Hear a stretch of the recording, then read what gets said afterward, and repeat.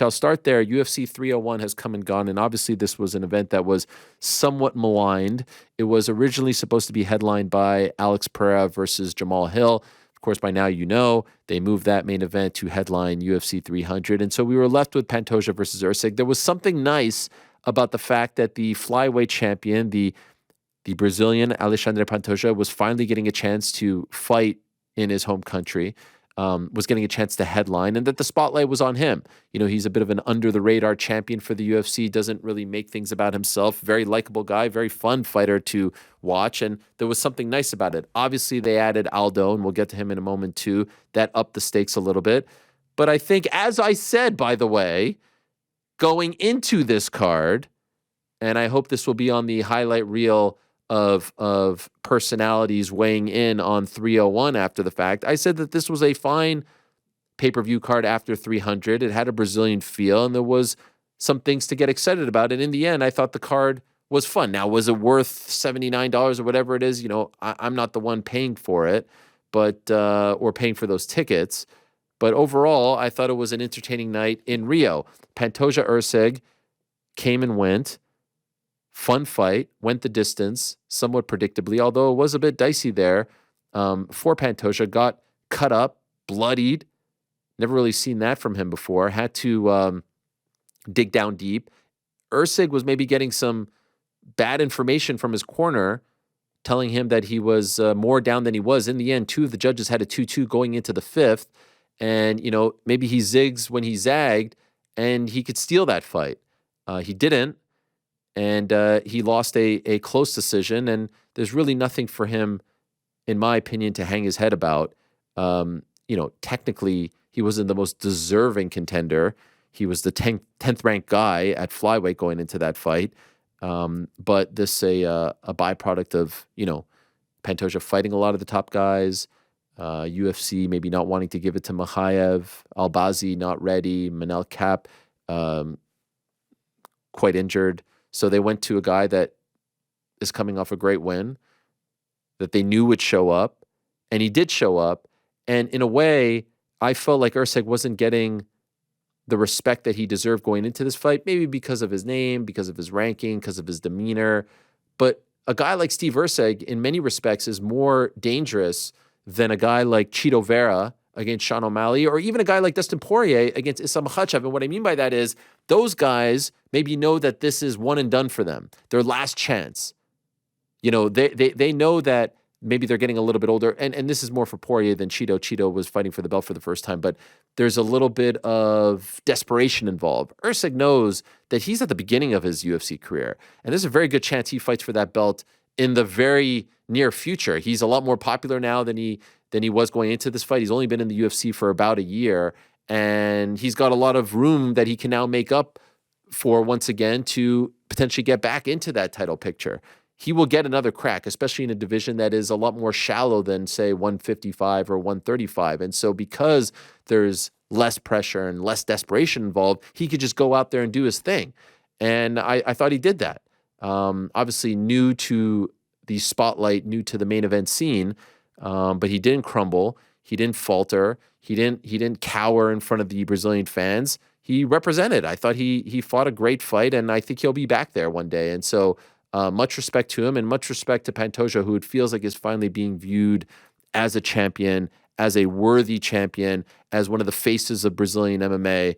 And so I thought it was a great scene for him. I hated the fact that he had to tell the crowd not to leave during his post-fight interview, but I do understand that's at around 2 a.m. local time. Rio is an hour ahead of New York, and so it is getting quite late over there, and I guess people wanted to go home. The biggest story of the card, obviously, was Jose Aldo's return. We thought he was done. He had retired. He was inducted into the UFC Hall of Fame last summer, but we come to find out one fight left on the deal, has aspirations to box and do other things, and I think he just wanted that freedom. It worked out nicely that the card was in Rio. The King of Rio gets to come back. I love the fact that they let him wear the crown. Thank you very much. That was great. Loved the way the crowd reacted to him, and loved the way he fought. He didn't get a gimme fight. He didn't get an old-timers fight. He didn't get a tomato can. He got a streaking Jonathan Martinez, who was younger than him, who just turned 30, who had won 6 fights in a row, who was a really tough out. and in a kind of lose-lose situation for Aldo because Martinez isn't really a household name, but he's super, super tough. So you don't get the credit of being a legend like, Dominic Cruz or a former title holder or contender or challenger. You're beating a guy who's on the ascension, who's supremely tough, but who maybe the casual fan in Rio thinks, oh, of course, Jose Aldo, the king of Rio, the former featherweight champion and bantamweight title contender, of course he's going to beat him. But that was a very impressive win because that's not an easy guy to beat. And now he's going to be a free agent. His future somewhat up in the air. There was some talk of him fighting on the Jake Paul, Mike Tyson Netflix card in July. But as we know with these UFC contracts, there needs to be this, exclusive negotiation period, and then there's the matching period.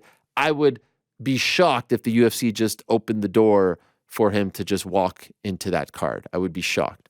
But maybe there are other opportunities for him to fight on, I don't know, crossover cards, local Brazilian cards. Who knows? It sounds like he's not done, but perhaps wants to be done with MMA and the UFC and just go out there and have the freedom to do fun stuff and make as much money as possible. I know the names Mayweather and Pacquiao have been thrown out. Who the hell knows? But it sounds like he wants to explore those possibilities. The weird thing about it is, much like with Nathan Diaz and Jorge Masvidal, nothing he will do will be bigger than anything he does in the UFC or MMA. That's where people want to see Jose Aldo fight. I will say he has looked good in boxing, but it's like Diaz and Masvidal. We'd much rather see those guys fight in an MMA fight in a UFC octagon than in a boxing ring. But that being said, I don't begrudge them for trying to make a lot of money on the way out. And Aldo ain't a guy who's looking old. I think he's 37 or something like that. He does not look and fight like a 37-year-old. He's looking very fresh. He's looking very game. And I say good on you. Go out there and try to make as much money while you can. It was cool to see Shogun Rua get inducted, or at least the announcement that he will be inducted into the UFC Hall of Fame this summer.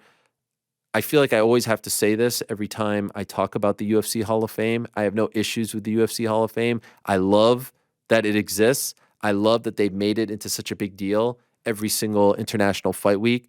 I love how they announce who's going in. I love that more often than not, that person is in the crowd when they announce it. I love that more often than not, that person doesn't seem to know that the announcement is coming. You could see that they're caught off guard. You could see that it means something to them.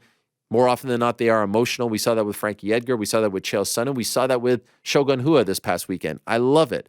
That doesn't mean I don't strongly feel like there should be a mixed martial arts Hall of Fame somewhere in the world.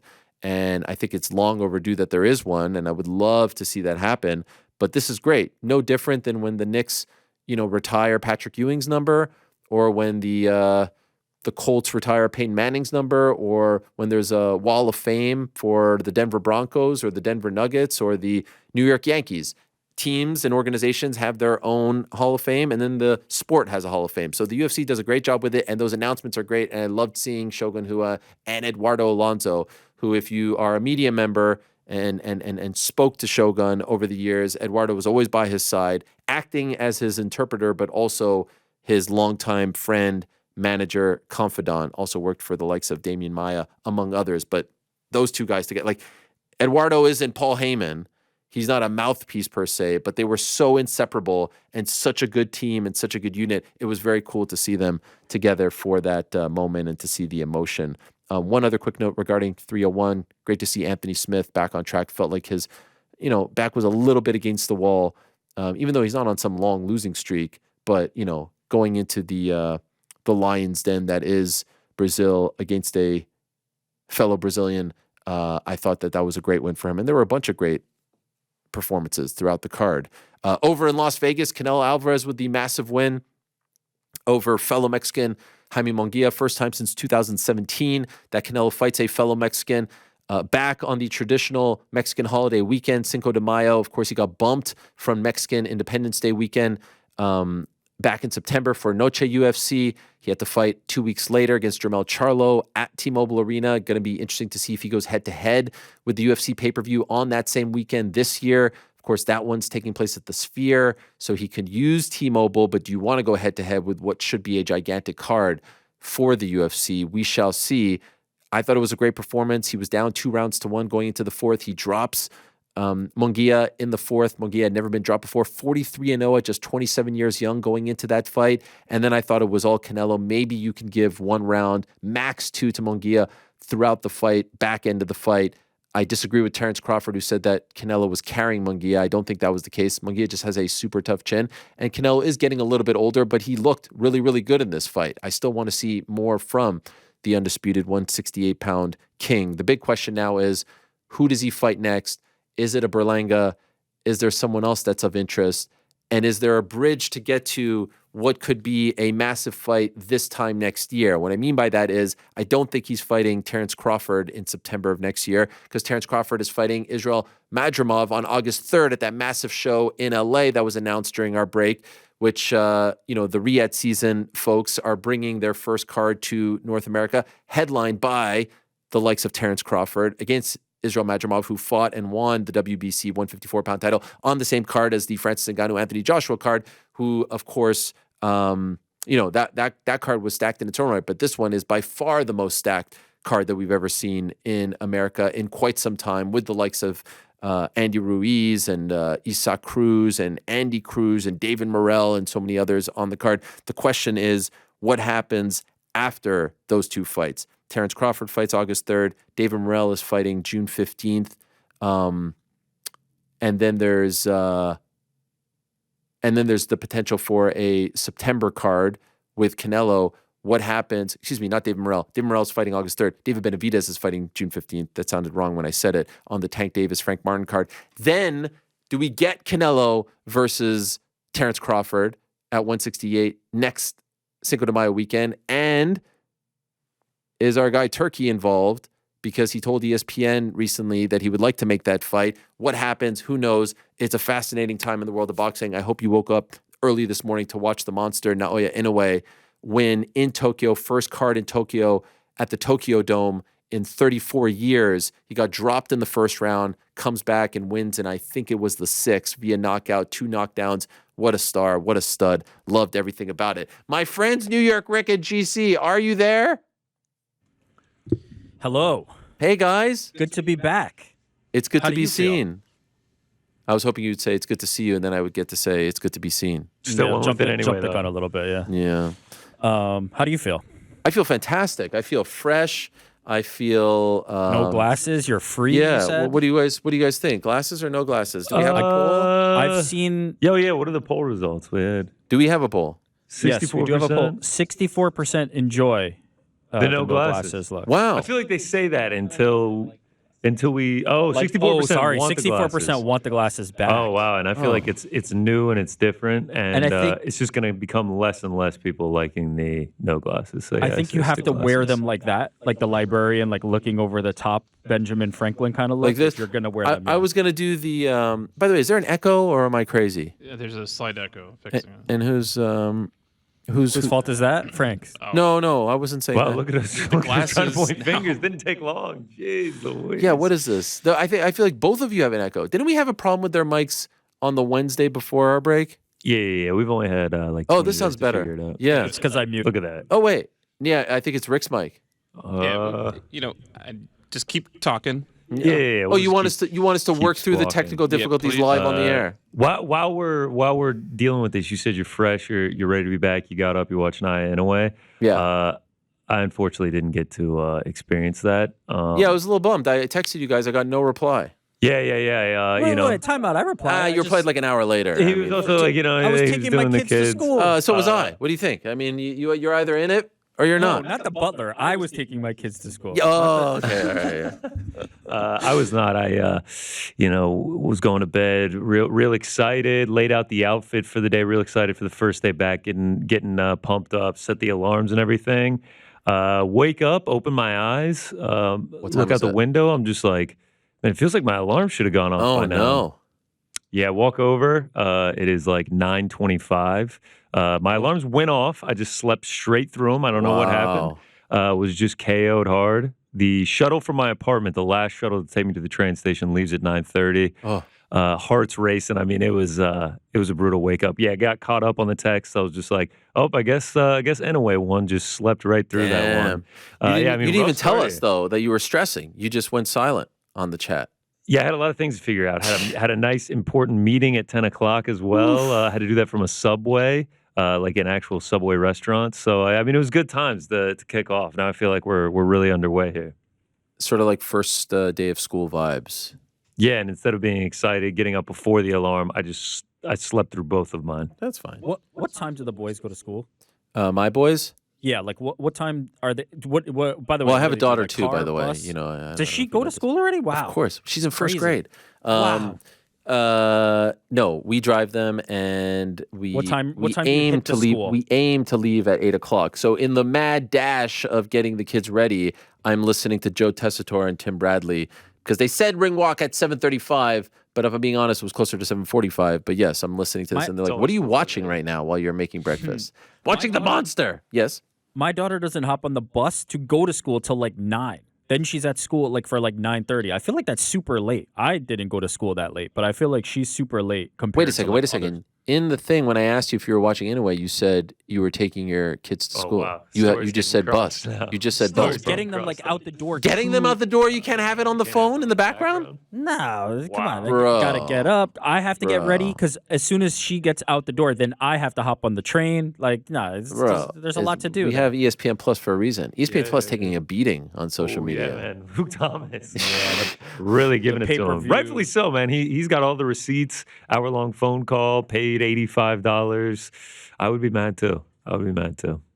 Pay-per-view product, the purchasing to It is a little clunky. We talked about clunky. this. It's The clunky. HBO Max or the Max experience was great. PPV.com might be the best one. PPP.com. I mean, Netflix doing the live event for the roast of Brady last night. Seamless, no issues there. I just don't get it because Disney Plus and Hulu are great streaming services, and ESPN Plus is just That's terrible. a good point. I'm 35 to 40 minutes into that roast. I didn't want to watch it just because I'm admittedly a Brady hater, just because of all the heartbreak he has delivered. Oh, to yeah, me. What did they you shit on want the to Bills watch it? pretty Because good. they're Nah, dumping. I just on want nothing to do with them. But my brother and brother-in-law told me it was fantastic. So That was on the great. drive-in, I put it on.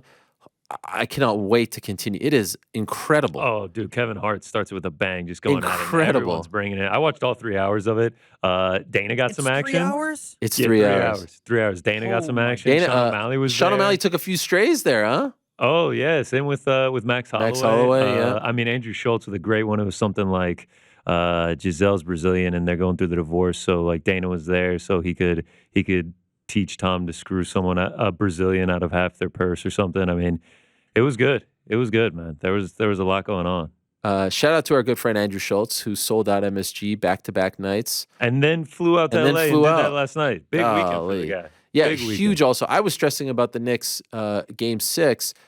He had a lot riding on it. If that series would have gone to Game 7, his second MSG night would have been bumped. Crazy. And so he put up a whole thing asking everyone to pray for a Knicks win, and the Knicks delivered. How bad was he feeling at halftime? Oh after my they God. had lost I was the feeling 22 horrible. I point can't lead? imagine how. Yeah, because this He was must such a have been big deal sick. for him. The 22-point lead. I was feeling so good. I went to the sports book with Ade to watch, and then all of a sudden, all these annoying fucking Sixers fans came out of the woodwork. They were like ants, and all of a sudden they're cheering, and I'm like, I'm out of here. I want nothing. I just don't like watching any sporting event that truly matters to me. I'm very happy to do it if it's like, I went to watch Vegas against Dallas, Game 6. Congrats to Frank on his beloved Stars advancing. I'm happy to do that. But if it's a game that matters to me, essentially game you watched Knicks all and, season. and Bills, I'm not watching with anyone. And all of a sudden, these annoying Sixers fans show up.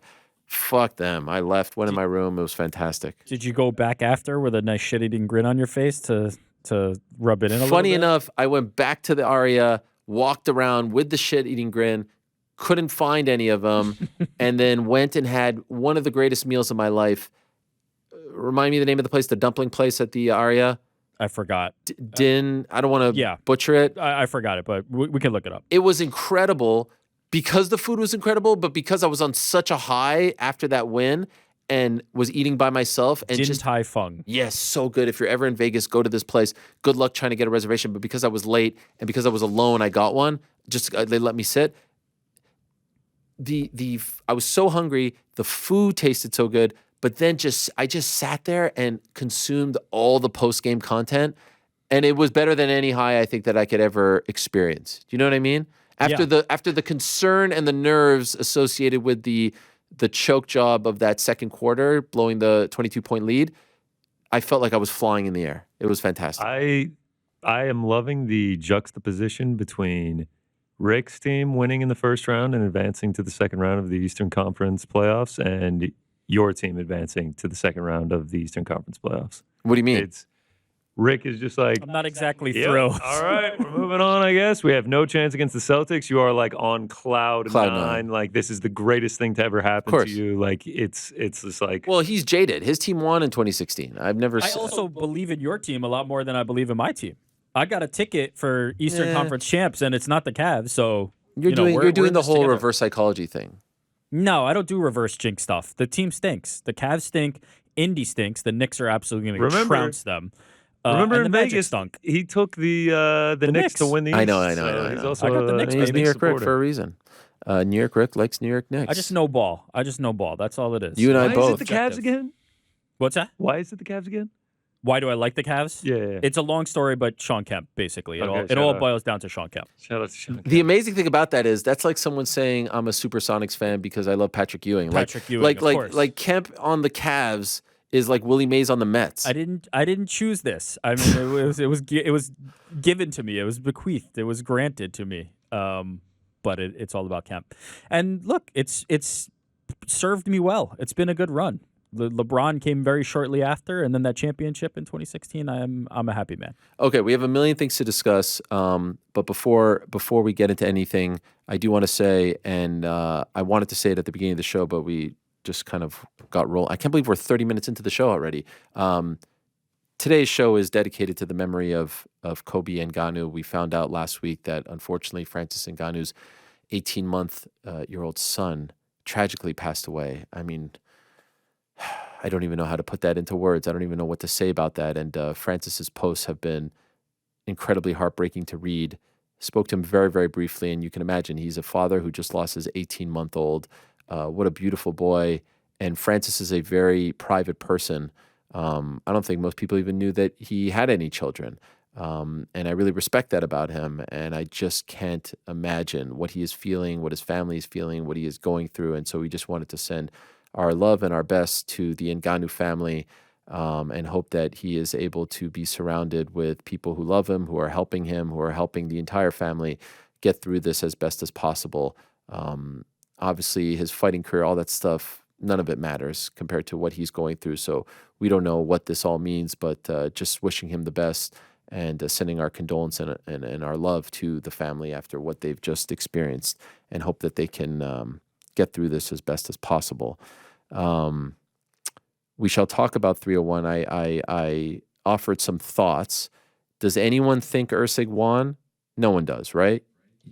I don't. Okay. I thought it was a very close fight. I wouldn't have been shocked if they had given it 48-47 to Usyk just because of that round 3, the cut opening up. Like, Pantoja had the much better round, but like he obviously had Usyk had the by far the most damaging shot of the round. So I wasn't confident either way going to the scorecards, but I think Pantoja was the rightful winner.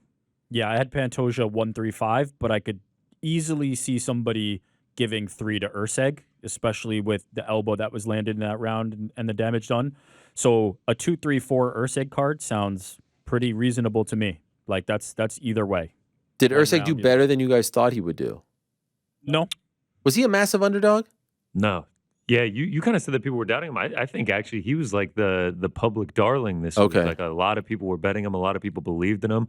I want to say that it closed like Pantoja minus 160. That was it. Wow. Okay. Yeah, a lot of people backing him. I don't know if it was just for the storyline of how unbelievable it would have been for him to become a champion in less than a year, his personality, everything that goes along with the that. Memes, right? I mean, the Steve Carell memes so would have been. Oh, the Steve Carell, and then I think it was our guy Feldman who threw out the Best Buy into the Foot Locker the very next day. Oh, yes. Rocking the blue polo and then the stripes. I mean, he's just kind of like a lovable character, so I don't know if that's what it was or just like his belief in his skills. But man, he performed excellently. It was I feel like he's going to go up make a massive jump in the rankings from even 10 with this loss. I think the narrative around Usyk has always been like, this is happening really fast. I don't know if it was ever like he doesn't have the skills to hang. Like he's got some physical gifts and certainly I think finishing ability in that weight class that you have to pay attention to. So it might have just been a more this is too early than a he can't be in there with Pantoja situation. And I think most kind of recognize and acknowledge that. He's a big boy and he hits hard. He is a big boy. And he said it was his worst weight cut yet. I could see him eventually being a 35-pounder. 100%.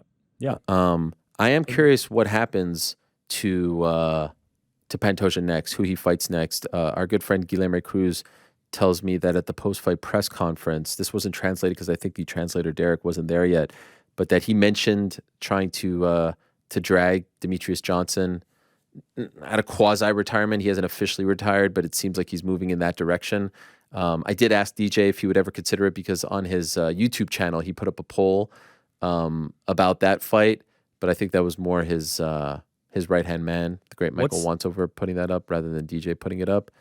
I don't think he's interested in fighting him, but it would be incredible. What a fight. So what's DJ's contract situation with one? Can he just like get out of No, that? he's still a one guy. He is still a one guy. I doubt it happens.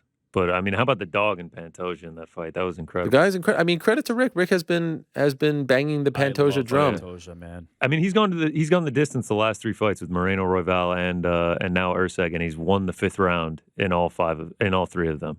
I mean, it's incredible. Whether you can appreciate like his mix of skills or not, like certainly I think he's a better grappler than a striker.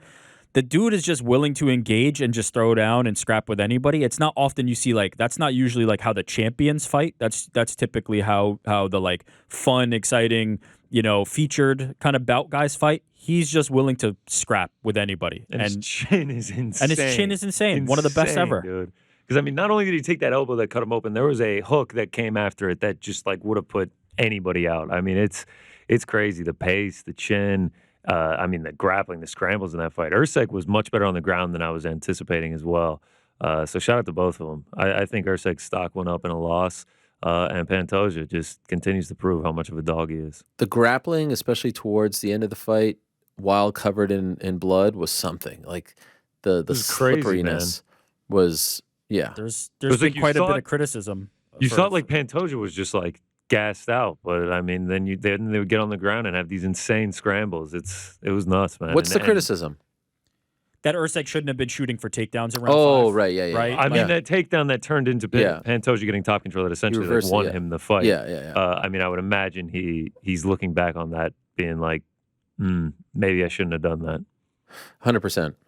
But that could have been a byproduct of him being tired. That could have been a byproduct of him. I don't know if he thought he needed to win the fight via stoppage. The takedown really didn't help him. Not sure. 3 fights ago, he was fighting people on the local scene. Like now he's fighting in a 5-round championship against Alexandre Pantoja. Like sometimes it's just being green. Like maybe he doesn't shoot for those takedowns if he has more cage time, but he gave a good accounting of himself in that fight, and I think he'll be he'll be around that division for quite a bit as long as he can continue to make weight there. By the way, forget 3 fights ago. In this new era, I wonder how many people have gone from an Apex mid-card fight to a title fight. Championship. You know what I mean? Yeah. I'm sure it's not that many now that they're doing this mix of Apex, not the Apex only cards of 2020 and 2021. So, this is a huge step up, especially it's not a pay-per-view in Newark, a random place. Like you're going to fight a Brazilian in Brazil. So credit to him. So is it Makayev next? What do you guys think? Albazi, Makayev? Yeah, sure. Yeah, I guess. Whatever. I mean, Pantoja's like kind of cleared it out, right? He's like 10-0 against the top. There's still 10. these dudes. He's beaten all the top 5 guys. Like it's just kind of he's just waiting for a contender to kind of establish themselves. The reason Usyk got this shot is because nobody's kind of been impressed with the contenders. I guess it has to be Makayev next. Like Makayev, Albazi. The fight I really want to see is Kopp, but the dude can't even fight and can't even make weight. Like if he can put it all together, that's the fight. I think Manel Kopp is a champ in waiting, but like he's got to get to the cage and he's got to make weight. All right. So what about Jose Aldo? What about huge win? Performance, man. Unbelievable. He was serenaded. It was the coronation. Great to see him get the win. Great to see him back. Didn't look old. Didn't look rusty. but it seems like he's done. Last fight on his deal. I don't think he's going to resign. Crazier things have happened. Do you think? What if they gave him a title shot? What if they said, sign a longer term deal? Let's say you get like 4 or 5 fights, but you'll get O'Malley. If he beats Merab. Or the champion. Right? Okay. Or you get Merab. Well, I was going to say, are you saying that they skip Merab for him? No. Okay. Whoever is the champion at the time. Well, here's the thing. If Merab beats O'Malley, I you feel don't want to do that, right? Well, no, I feel like they're going to run it back. Yeah. Just given O'Malley's, popularity. And then if they don't run it back, or if Merab wins again, you want to see Merab Aldo too? Who wants to see that? Listen, I think Jose Aldo is the type of fighter who believes he could beat anybody on his best day. So I don't know. I can't put myself in his shoes. I think that would be the only thing I'd kind of be after if I was Jose Aldo. Like, I want to see him fight MMA. No mistake about it. I would rather see Jose Aldo fighting in MMA than boxing. But there's not a lot of names that like really are going to get me excited, and I wonder how many are going to get him excited. A title opportunity certainly could be one of them. Dominic Cruz, I think, is the fight that everybody kind of wants to see, the WEC matchup. Mm-hmm. But like outside of those, like I don't need to see him fight all those other guys. So he's probably in better shape in making more lucrative career moves if he goes to boxing. But a title shot, I don't know. It doesn't seem impossible. But I imagine the UFC would have to try to lock him down long term, and I'm not sure if he's looking for that. I don't think. Yeah, they're not giving a title shot to someone with, one fight. Yeah, he'd have to sign. I think he's done. I mean, it would make the most sense. But it was Floyd nice. Mayweather wanted to fight him. Is that real? I don't know. He said it was real. He said it was happening, and he doesn't know why it fell apart. And now he's throwing the name Manny Pacquiao out. Like, do that. When are we getting Floyd Mayweather versus Gotti III too? I thought we were supposed to get that like Super Bowl weekend. That was supposed to happen. What the hell? The rematch we've all been waiting for. Okay, so Anthony Smith with the big win over Vitor Petrino, kind of a crazy sequence there, crazy submission win for Anthony Smith. Good on him. Speaking of crazy, Michel Pereira with the win over Ihor Potieria. Holy shit! It's just amazing. And by the way, I don't think it was illegal. The knee. No, it was very illegal. Yeah, I think it hit. He's laying on his back, and he. No, but I think he hit him like it looks like it, but it's more like I feel like the knee hits here, but the thigh hits here. I don't know. I feel like it was ambiguous enough to where it could. I mean, it's absolutely. Well, they agree with you in Brazil. Yes, it's absolutely insane, and there was no reason for it. That's my biggest thing. I just want someone to ask him, just like, what's the end goal? Like, is he hoping to like land on his head and knock him out, or is he just like doing it to do it? He's just doing it to do. He said in the post-fight press conference, like, I'm the daredevil, I'm the risk taker, I'm just doing it to do what I do, and it's led to great performances, and it's hard to argue with that. Like he does. I just love that his first thought after he drops the guy is, "Let me backflip onto this." By the way, this is like time number 10 that he's done this. Like, I know it's not anything new. I just want to know why he does it. But how about his middweight career? I mean, 3 wins, and it's taken him like 3 minutes to get him. Yes. Yeah, and in total, he's on an 8-fight winning streak. His last legitimate loss was that crazy loss to Tristan Conley back in the day in BC. He did have the controversial loss to Diego Sanchez, but the Conley loss is like the last legitimate loss, and that was in 2019. He always has a bunch of fights that get canceled and whatnot, but like he's something. Like I want to see him in a high profile fight next. You know what I mean? Yeah, let's get him a super high profile fight. Man. Well, Wonder Boy was going to be that, right? That was going to be the fight, and then he blew weight.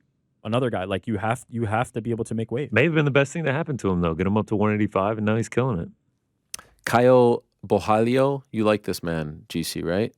I mean, what's not to like? I mean, he's undefeated so far in the UFC. He seems to have a personality when he gets on the mic. He's calling out Jared Cannonier. I mean, he showed high fight IQ in my opinion. He's relied a lot on the grappling, and he realized, I'm fighting Paul Craig. Let's just go with the boxing. And so he boxed him up and he knocked him out in the second round. I mean, another very impressive performance for him. I like Michel Pereira. I want to see him in a much more high profile fight. He's done a ton of co-main events. I mean, we were calling him co-main Kyle when he first started out. So I think you can throw him on a co-main of a fight night against, one of these top 8, top 5 guys, maybe even a main event for him for a fight night or an Apex card. But yeah, I'm interested to see where he goes from here. Still not convinced that Paul Craig is best suited for 185. It just feels like a very draining cut for him. So I wonder if the cut had anything to do with the knockout or vice versa. But a big win for Caio. Joe Anderson Brito with a controversial win over Jack Shore. Going to talk to Dan Hardy about that stoppage because he was vocal about it on Twitter. And just a gruesome cut. I don't know what the doctor was doing, putting his finger into it. I'm not a doctor. Somebody replied to me on Twitter that like checking the depth of the cut was something that they might be trying to do as a doctor. Again, I'm not a doctor either, so I don't know. Crazy. If that Stuck his information is entire index accurate. finger in there. Was like, oh, we should probably stop this thing. The zoom in on that was just something. Mauricio Huffy with the incredible KO of Jamie Malarkey, who's usually very tough. All it took was 18 seconds. People comparing him to Conor and all this stuff. What The stance, the style was very similar. He had it. Well, No, wait, didn't it take him 4 minutes and 42 seconds? sorry, excuse me. 4 minutes and 42 seconds. 18 seconds left in the first round. Yeah. But yes, the style is and cool. Like I don't really view that as a knock. You know what I mean? No, not at all. I think that's The scissor sweep right before knocking him out was pretty wild. Incredible. And he also came out and started the fight by like dropping down and doing like a sweeping leg kick. So yeah, I mean, 10 wins, all 10 by knockout. I mean, hard not to be excited for his next fight. And what did we say on our final week before the break? People, I had some people who actually came up to me. I think I was in Brooklyn. They were like, I can't believe you didn't like the way they announced the Conor fight. I thought that was so smart. It was so cheeky. I'm like, are you kidding me? Like, you guys will just lap up anything. What about the fact that they gave us exactly what we asked for? They gave us the promo. This is all I wanted. This is all that was needed. We have this promo, right? We have it. We could play it without sound. Sure Look at this. They had the Foggy Dew playing, and that's all. You know who that is. You know the silhouette. This is. Imagine they would have played this. Can we see the tattoos? Like, is there any chance? Wow. Is there a conspiracy theory here that it's not him? I believe that looks like I him. can't see the tattoos. I mean, it does look like him. It's got gigantic. I just can't see the tattoos. That's all you needed, right? This is That's perfect. all you need. That's all you need. It takes 15 seconds, and they could have just run it right before the main. Oh, it would have been so right before the Coleman. Right before the Guys, BMF. It would have overshadowed, is what I It heard. would have been so good. It would have been so good, man. Turn all the lights off. Go ahead and run that. 6:29:24. It's such a no-brainer. Oh It's my such a gosh. no-brainer. People would have been so hyped. I mean, the promo this weekend, even though we already knew about the fight, had it confirmed, that promo was doing crazy numbers everywhere. It's just like, why not just announce it that way? Big couple of weeks for Conor McGregor. Also announced as a part owner now. Terms not disclosed, so we're not really sure if there's any, Look at the man. Look at that. That's just so crazy. that picture. The first visual of him facing off of Mike Perry with the belt in Yeah. the ring is crazy. Now this is also crazy. Like everything about this just blows my mind. I love it. He's already calling for people to get in the ring. Yeah. Who'd he say? Oscar and Canelo. Canelo. And Canelo. Canelo. Can I just say something? Okay, so this is a brilliant move on BKFC's part. Like just having Conor And Connor's. I think involved. both sides. This makes a lot of sense. I asked someone this question. I'd love to ask you guys this question. If right now you can invest in or get ownership equity in either BKFC or PFL, which are you taking? BKFC. No doubt. GC? Man, I don't know. The thing about BKFC is that it's just so different that it has this potential to have a meteoric rise because it's separating itself. It's not your contemporary MMA. But I mean, it feels like PFL is making some sound business moves, and they're going to continue to grow.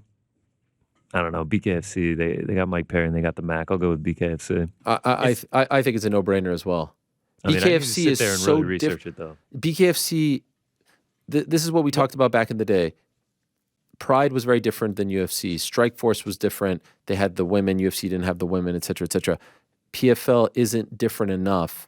And I actually feel, correct me if you guys feel otherwise, I was looking forward to this season for PFL because they had the influx of the Bellator talent. They had new faces. They had champions coming in, et cetera, et cetera. I don't feel any momentum right now. I feel less momentum than seasons past, and I don't quite understand why. I feel like BKFC, while they put on way too many shows, you have an event like the Knucklemania event, and Mike Perry is the best thing to ever happen to them. It feels so different and fun and unique, and the trajectory is like this, and now Conor's involved. To me, it's a no-brainer. And I never, ever thought, I mean, I've sat here on the show, you could make a proper, compilation hit piece of me saying like, I just can't quite figure this out. And I'm not saying that I'm sitting there buying all the pay-per-views, but they've got something different and it's working and people are attracted to it. They are making moves, and I don't feel those same moves right now from PFL. Biggest issue with PFL for me is still like the separation of church and state of Bellator and PFL. Like I just need it all under one umbrella. It feels like there needs to be some Is that the biggest issue? organization within That really, the organization. I feel like it's such a non-issue, really. To me, it's I just feel like the season is the issue. The season works. But that's right. You've got the if season. you remove the season, you get what Connor's talking about. And what are Sure. they doing this weekend? It's like PFL MENA in, that's in like Saudi their- Arabia. I don't yeah. know what that is. Like it feels like there's too many things going on. There's PFL Europe. There's the season. There's the pay-per-view super fights. It feels like there just needs to be some organization of it. Then you got the all the Bellator assets. fights. Yeah. It's just like let's just put it all in one place. And Here's my It's almost here, like here's copy what what the UFC if we're is just doing. talking about this from a business perspective, though, BKFC has much lower overhead, has fewer stars, but has a differentiated product than the UFC. If I want to invest, hell, I'd rather buy TKO stock if I'm going to do anything. No, Why no, not invest I'm in talking a about number those two. one company. I'm talking about those two. but I'm saying Obviously, of course. Well, no, not obviously, but like PFL Bellator is always going to be number 2 in their space. They are not going to be number 1. Now, right. that could be famous last words. Like this could be, Netflix and Blockbuster. I could be betting on Blockbuster here, and all of a sudden Netflix comes up. They're not going to be number 1, and so that's a hard position to want to invest in. Now, certainly, if you become the Pepsi to Coke, then yeah, there's some returns, but I just don't see it happening. And so I would just rather buy TKO stock if I'm going to do MMA. If I'm given those two options, let me get outside of MMA and just go with something that's a differentiated product that I feel like has a higher potential ceiling and a lower. We're starting at a lower level right now. The season for me only works on that last day. On that last day, it makes fights involving a lot of guys who just aren't needle movers matter. It adds stakes to fights between guys who aren't necessarily, draws, right? You put a title fight on a La Problema Hannah Ferreira fight or a Magomed, like now all of a sudden you care about it a little bit more, right? But the road to get to there, I feel like it still handcuffs them. And I don't like how it's, 3 sets of shows with the same fighters, and then it's the same fighters for another 3 sets of shows. And it just feels, it all feels very rinse repeat. And that's not what combat sports and prize fighting is all about. Prize fighting is all about, building contenders, building stars, and building rivalries that matter, as opposed to the draw being $1 million or, 3 points or something like that. You know what I mean?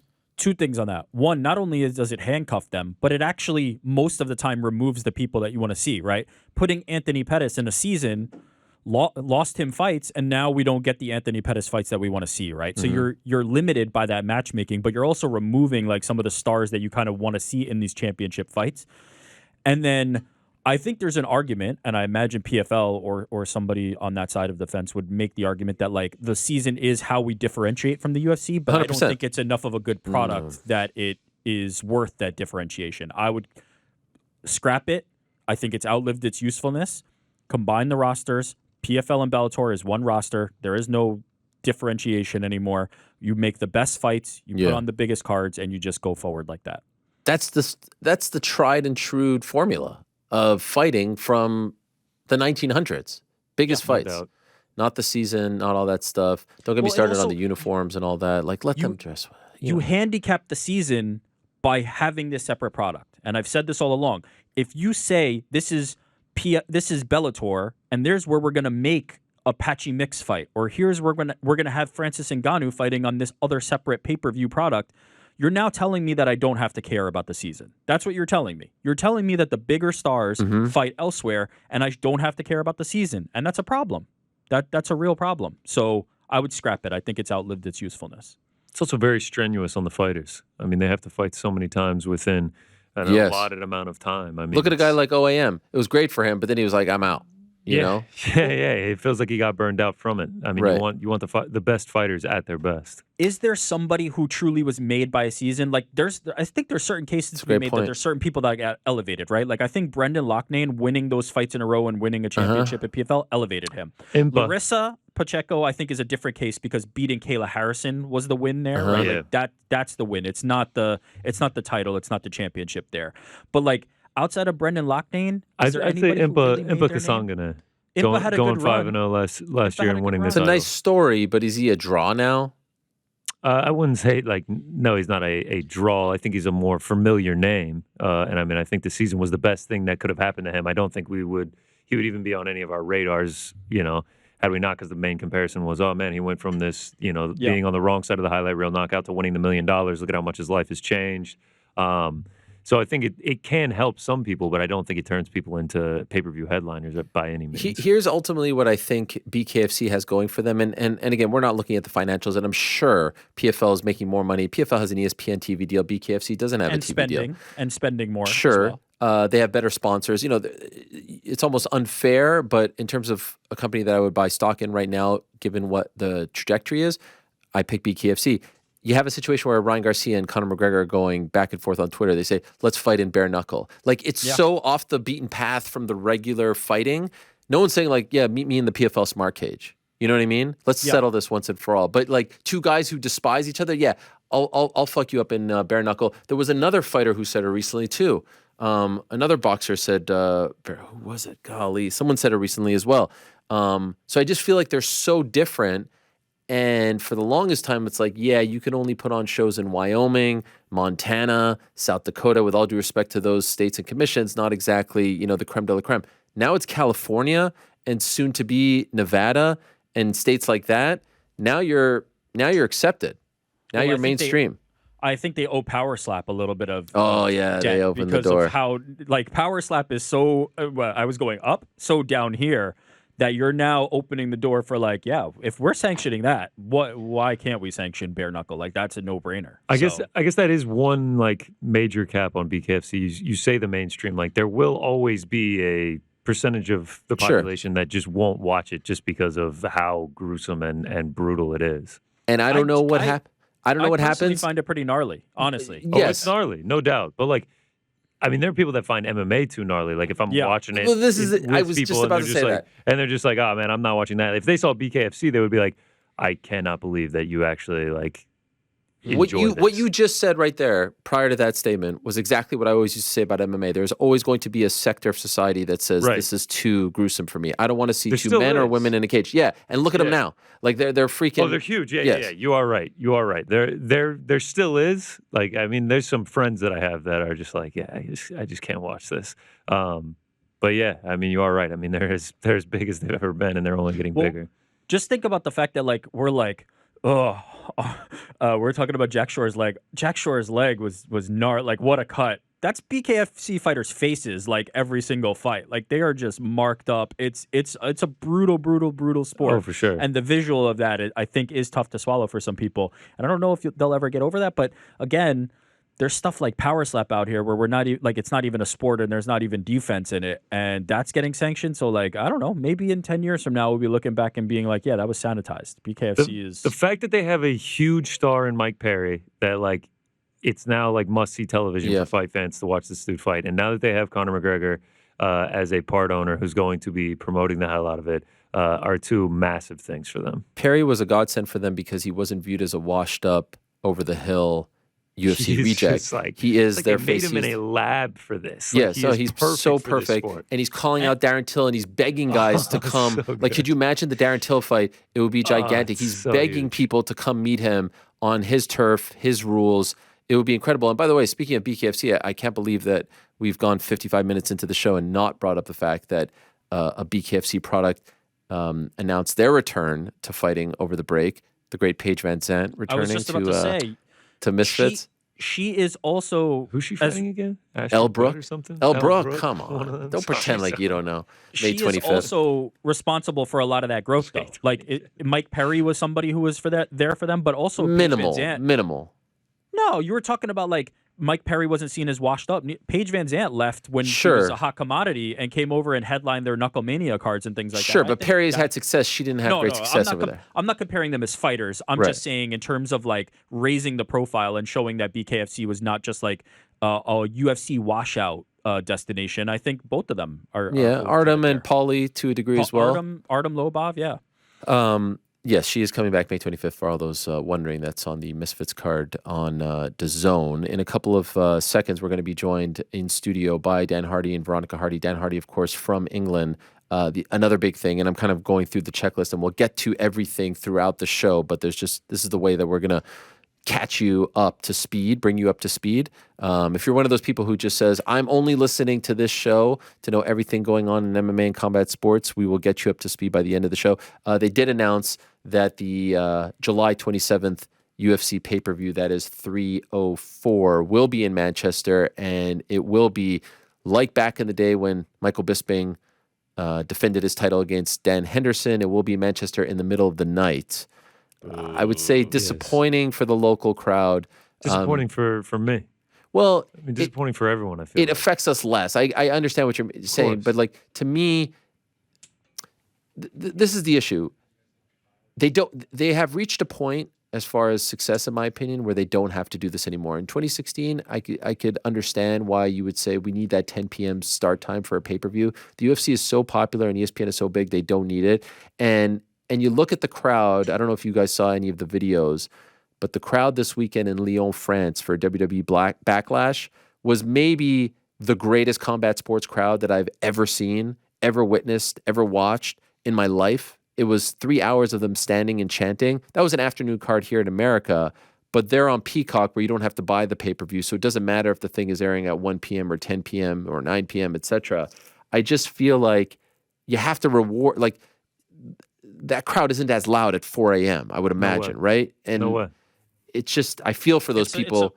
5:30 ring walk for the main event, whatever it may be. I mean, it's a UK card happening in the UK in Manchester. We already have Arnold Allen confirmed for it. Tom Aspinall is confirmed for it. We're probably going to get Leon Edwards on it as well. Give it a 10 p.m. Manchester start. I mean, this is economics. This is an economic situation. If the pay-per-view is going to do better business than the gate, then the pay-per-view takes precedence. And if putting it on at the optimal time for the U.S. audience is how they make that money, that's how they're going to make that money. When Habib fought, it was local time because they're making their money. They know where that money's coming from. But Leon just fought last year in London. And they're going to capitalize on that pay-per-view. No, but he fought in the afternoon. Remember? Oh, yeah. At the O2. Yeah, last year. Yes. Yeah, Oh, yeah. wow. 286 was Okay, an well, afternoon there you go. card. Yes. 286 was And an so I afternoon thought card. that this was the sign that they had reached a point that they are so successful they don't have to do this anymore. I think that they think that this is going to be too big a pay-per-view. Like, if it's... I think if Leon it's Tom- Kamaru 3 is going to be bigger than Tom versus Curtis or Cyril Gane and Leon versus Bilal. That was such a big trilogy fight, in my opinion. And forget you and I, forget the fans even. I feel bad for the Aspinalls and Leon Edwardses of the world who are local fighters who now have to change their sleep. At some point, they're going to have to change their sleep patterns or come train in the U.S. I saw Tom was in Vegas this past weekend. I don't think he's spending his whole camp there, but change their sleep patterns so that they can peak at 5 a.m.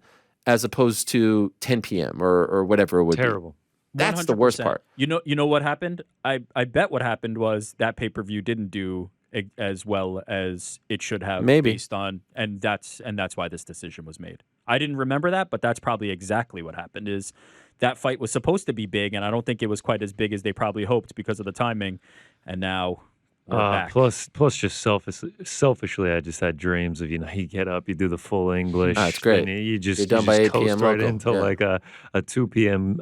Card start. You're done by 8 p.m. local. You head to the pub, get a few pints, Tom Aspinall chants all around, maybe a little Leon, Arnold Allen. Had high hopes, but I mean, now we'll be 10 p.m. Eastern. Thanks for watching. We appreciate it very much. Hey, if you like this video, give us the old thumbs up. Subscribe as well. You could get many more of these videos on the channel, so please do that. We would love you forever if you did so.